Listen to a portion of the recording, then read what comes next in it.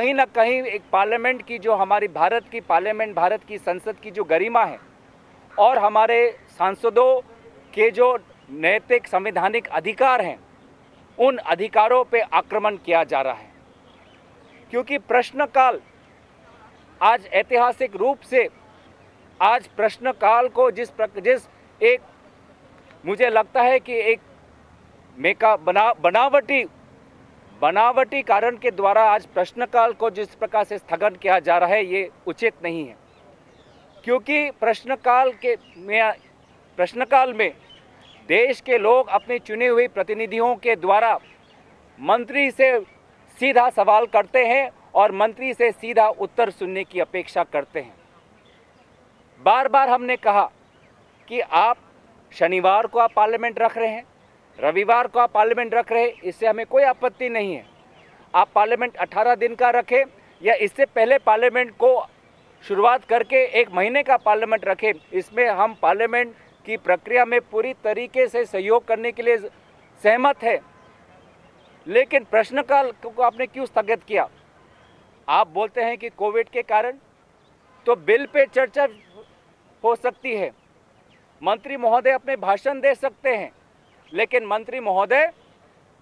देश के आवाम के प्रश्नों का उत्तर नहीं दे सकते।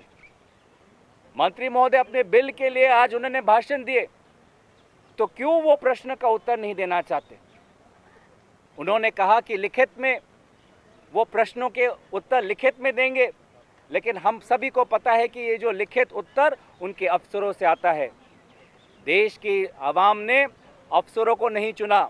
देश के आवाम ने इस सरकार और इस सरकार के मंत्रियों को चुना है, और देश के आवाम की जो आवाज़ है उस आवाज़ को अफसरों के द्वारा लिखित उत्तर में नहीं, मंत्री महोदय के स्वयं उनके उत्तर से, उनके वाणी से आना चाहिए था।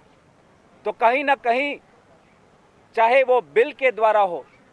चाहे वो प्रश्नकाल को स्थगन करने के द्वारा हो, या 0 आवर को कम करके आधे घंटे का करके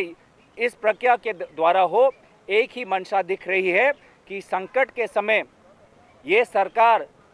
देश के लोगों के अधिकारों को कम कर रही है, कमज़ोर कर रही है, और पूरे सत्ता को कैसे और केंद्रीकरण कर पाए, सत्ता और अपने हाथ में कैसे ले पाए, लेजिस्लेटिव की सत्ता,